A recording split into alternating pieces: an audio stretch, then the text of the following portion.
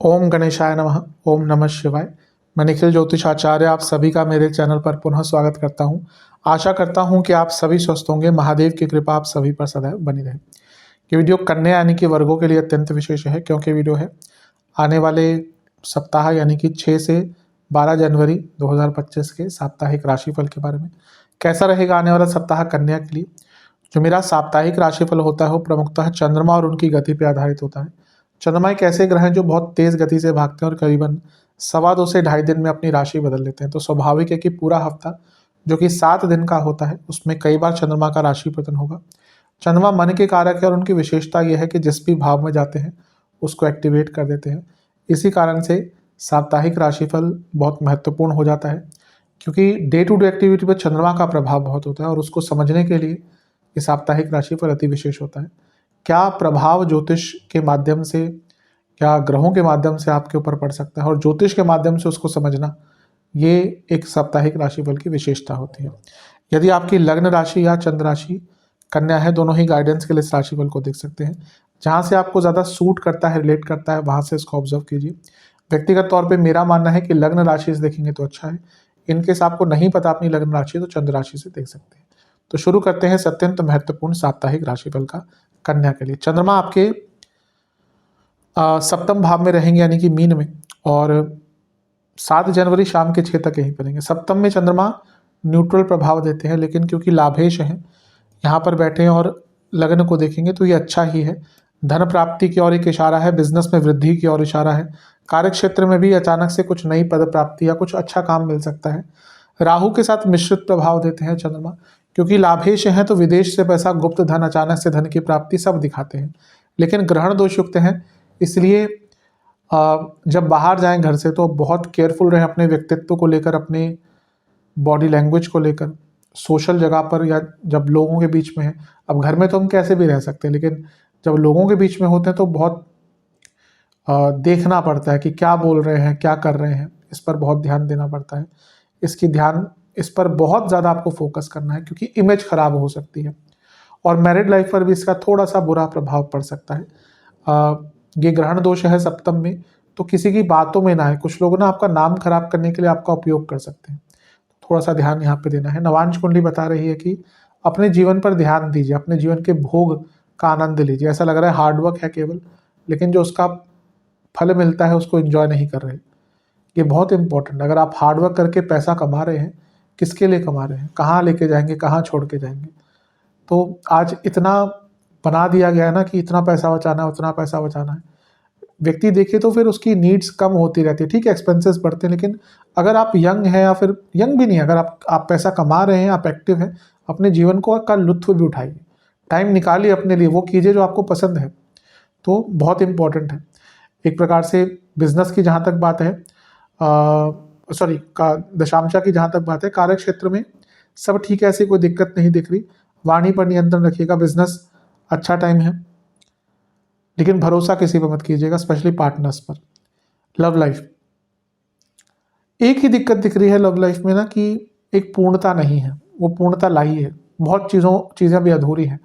वैवाहिक जीवन, ज़्यादा गलतियां मत निकालिएगा अपने लाइफ पार्टनर की, झगड़े होंगे। स्टूडेंट्स, आप बहुत बहुत लाइटली चीज़ों को ले रहे हैं, इस पर विचार कीजिएगा। सेहत की जहाँ तक बात है, स्किन डिसऑर्डर, बीपी की प्रॉब्लम और स्लीप डिसऑर्डर।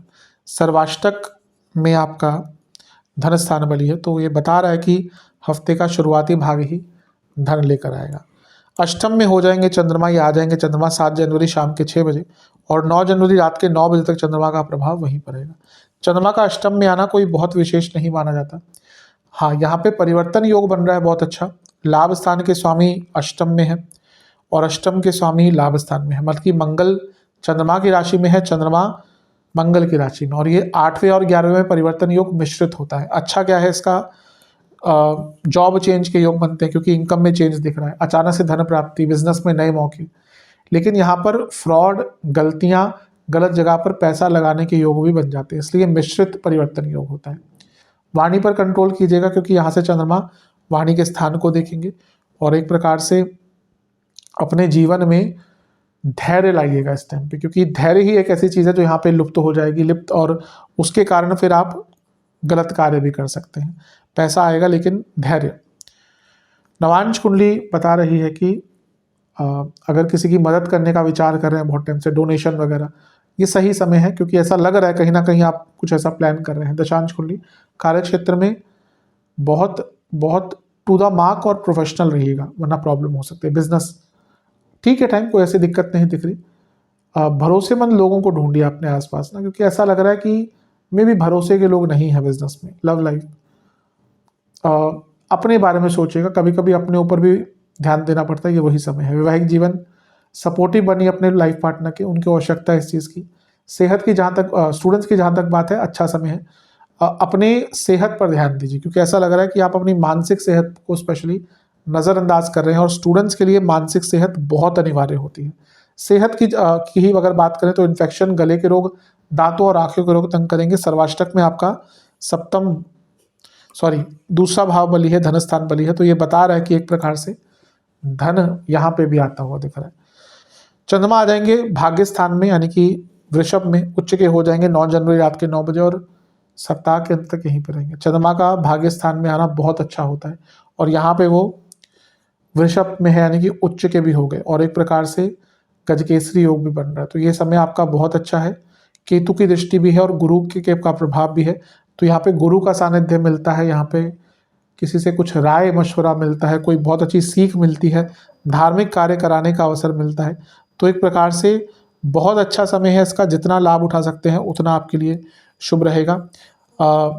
बॉसेस के साथ थोड़े मतभेद हो सकते हैं, क्योंकि गुरु वक्री हैं, अदरवाइज ये समय अच्छा है। यात्राओं के योग बन रहे हैं, धार्मिक यात्राओं के योग बन रहे हैं, और क्योंकि लाभेश है चंद्रमा, उनका भाग्य स्थान में बैठना और 2 केंद्रों के स्वामी के साथ बैठना, यानी कि बिजनेस में लाभ होगा, प्रॉपर्टी से लाभ होगा। तो समय बहुत अच्छा है, इसका अवश्य आपको फायदा उठाना है। नवांश कुंडली कह रही है कि अपने आप को एक्सेप्ट कीजिए, अपनी गलतियों को एक्सेप्ट करके समझने का टाइम बहुत अच्छा है। दशांश कुंडली कार्य क्षेत्र में केवल अपने कार्य पर फोकस करना है। कोई अगर पोक करे, कुछ ज़्यादा बोले, बिल्कुल रिएक्ट मत कीजिएगा। बिजनेस यहाँ पे ना आपको थोड़ा सा अपने बिजनेस की मार्केटिंग पर ध्यान देना है, क्योंकि उसमें कमी दिख रही है। लव लाइफ शांत रहिएगा, झगड़े होंगे लेकिन आपको ज़्यादा रिएक्ट नहीं करना। वैवाहिक जीवन ठीक है सब कुछ, थोड़ा सा अपने लाइफ पार्टनर को अप्रिशिएट कीजिए, उनकी थोड़ी तारीफ वगैरह कीजिए, उनको अच्छा महसूस कराइएगा इस टाइम पे, अनिवार्य है ये। स्टूडेंट्स सुनने की क्षमता बढ़ाइए, ऐसा लगता है आप सुनते नहीं है और इसका एक बुरा प्रभाव पड़ रहा है। सेहत की जहाँ तक बात है, लिवर, इंडाइजेशन, गॉल ब्लैडर और गले के रोग, सर्वाष्टक फिर से धन स्थान बली है।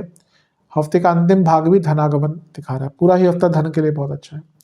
उपाय के स्वरूप में आपको गणेश चालीसा का 3 बार पाठ करना है, और ओम एक दंताय नमः मंत्र का 21 बार जाप करके गणेश जी को मोदक का भोग लगाएगा या लड्डुओं का भोग लगेगा। आशा करता हूँ वीडियो काम आएगी। चैनल पर नए सब्सक्राइब कीजिए, वीडियो को लाइक कीजिए। मिलता हूँ अगली वीडियो में, तब तक के लिए ओम नमः शिवाय।